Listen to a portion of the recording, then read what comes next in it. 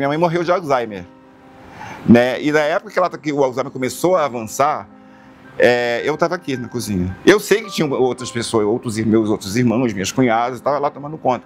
Mas ela não queria os outros, ela queria a minha pessoa perto dela. Então isso às vezes me chocava muito, assim, né? Porque ela falou isso, assim, num momento de lucidez. Poxa, você está me abandonando. Eu falei, mãe, isso no momento de lucidez, sabe? Que Alzheimer você não tem mais noção daquilo que você fala.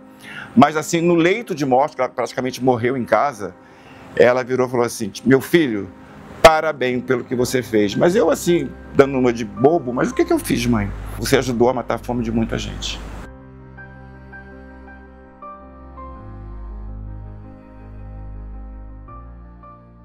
Eu simplesmente nasci em Brasília, no Distrito Federal, né, mas apenas com 2 meses eu já estava no Rio de Janeiro e especificamente no Complexo da Penha, na Vila Cruzeiro, né, então eu passei praticamente toda a minha juventude lá dentro da comunidade, até que 2005 eu escutava muito falar de movimentos sociais, né? Eu queria entender o que era movimentos sociais, que até então eu achava que era uma coisa qualquer. Né? Então eu fui começar a ler alguma coisa em relação a entender quais seriam as dinâmicas, né? Quais seriam as propostas que os movimentos sociais faziam. E eu descobri a Central de Movimentos Populares, né? E me aprofundei no que dizia respeito, nas lutas que esse movimento promovia, né? A população LGBT, população em situação de rua, direito à cidade, direito à moradia, combate à fome, isso já lá em 2005, 2004, 2005. E eu queria entender mais um pouco disso, e para além disso eu também não aguentava mais viver onde eu vivia, né? Que era no Complexo da Penha, na Vila Cruzeiro, como eu falei anteriormente, porque tiroteio o tempo inteiro, a minha casa era alvo de balas o tempo inteiro, e foi nesse momento que eu escutei falar de ocupações de sem-teto. E ao recebermos, né, então, esses terrenos em 2016, as famílias começaram a vir para cá, a vir morar para cá. Eu não moro aqui, né, moro próximo daqui, mas não moro aqui ainda, mas já estou vindo para cá.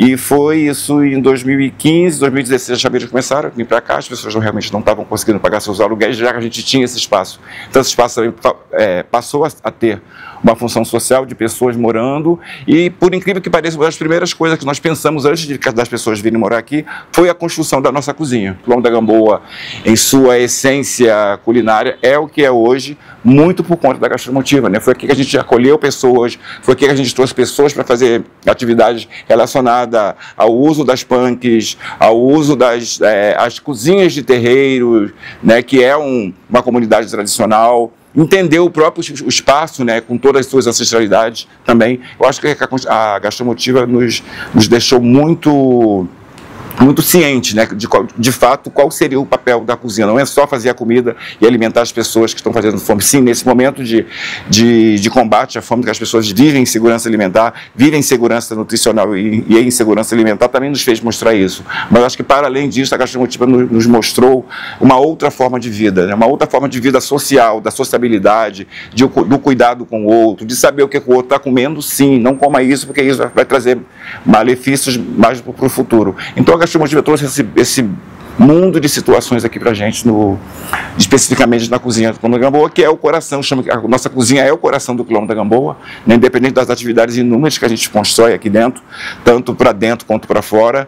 Mas eu acho que é isso, a Gastromotiva tem sido essa ferramenta que continua nos acompanhando, nos dando apoio e mostrando, né, para os outros que é possível sim comer dignamente, é possível sim não fazer distinção de qualquer pessoa, seja ela moradora em situação de rua, seja ela moradores em ocupação de sem-teto. Uma outra questão muito importante que eu gosto sempre de frisar, sempre falei isso para o Davi na época, foi que a gente só conseguiu ter acesso a essas ocupações, que são cerca de 80 ocupações que existem aqui. Obviamente que a gente não dá conta de atender 80 ocupações, vocês puderam ver um pouquinho hoje, né, como foi chegando gente, a gente não tem como dar conta de 80 ocupações com cerca de quase 7 mil pessoas morando nessa ocupação. Jamais a gente teria esse cacife para poder atender essa galera toda. Mas essa aproximação com as ocupações, que é um espaço que as pessoas ocuparam, obviamente tem lá uma um controle, né, tem um controle externo, né, não preciso dizer o nome, porque todo mundo já sabe do que eu estou falando, desse controle externo sobre essas famílias, né, mas que a gente consegue entrar, a gente consegue fazer diálogo, a gente consegue fazer atividade dentro das ocupações, as mulheres, sobretudo as mulheres das ocupações, vêm para o Quilombo da Gamboa para entender um pouco sobre a soberania alimentar, sobre a questão de mulher voltada para as mulheres, conhecer as punks que até hoje poucas pessoas conhecem, as plantas não convencionais, que hoje nós chamamos de plantas não capitalistas, né, porque soa um pouco isso, né, porque ela passou a ser isso, e eu acho que é isso, a gente não tem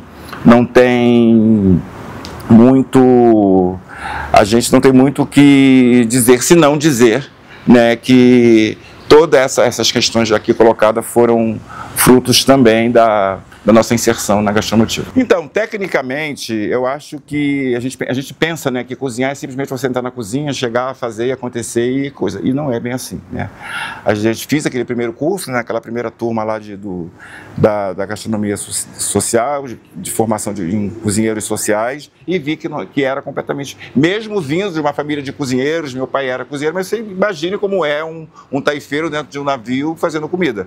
Ele vai fazer de qualquer forma, assim, não que a comida seja ruim, coisa, mas é o que tem ali no momento, que vai se virar em alto mar e tal, e coisa e tal. Mas aprendi técnicas específicas, né, para cozinha, técnicas de higiene, manipulação de alimento, entendeu? E isso também foi passado para alguns dos nossos jovens, a gente consegue passar isso também, né? A gente tem alguns momentos aqui na nossa cozinha, por exemplo, quando a gente é muito solicitado para fazer comida para fora, né? Feijoadas, almoços, de ONGs, de colégios que vêm aqui nos visitar. Então a gente, olha o quanto a gente ficou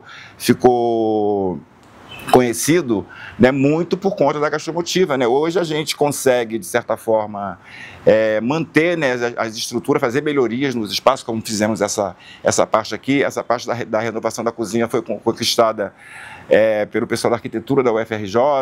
Então a gente está conquistando essas coisas que tem a ver diretamente com a gastromotiva, né? E a gente também pode estar passando esses ensinamentos que nós, mais técnicos, digamos assim, né, de segurança mesmo alimentar, né, da forma com que se prepara a comida, de que jeito a comida deve ser servida, onde ela deve ser guardada, essa questão das microbiologias, né, tudo isso foi aprendido e, de certa forma, a gente tenta passar isso também, sobretudo para os nossos jovens daqui do espaço. Na realidade, foi apenas uma situação que não me fez desistir. Porque eu parei, meditei, refleti, entendi, reli algumas coisas, que eu tenho uma agenda, que eu gosto de escrever as minhas memórias, e eu falei, cara, esse é o caminho. A gente está conseguindo transformar a vida de pessoas. Esse é o objetivo, de transformar a partir dessa simples, do que vocês viram hoje aqui, né? De fazer com que essas pessoas se entendam enquanto integrantes dessa sociedade, mesmo toda destruída, toda mal formada, né? Todos enquanto uma massa de manobra, mas elas fazem parte dessa sociedade com todos esses percalços que tem, e a gente tenta novamente, de certa forma, convencê-la a não desistir da vida, porque muitas pessoas chegam aqui falando que vai desistir da vida. Vendo essas pessoas hoje pensando essa sociedade, né, vivendo nessa sociedade completamente fora do padrão, se você não tiver um padrão, você está fora dessa sociedade, e vendo essas pessoas agora entendendo que elas fazem parte dessa sociedade e elas podem mudar essa sociedade. Então só isso bastou para mim entender que esse é meu lugar, eu acho que continuará sendo até eu descer a terra.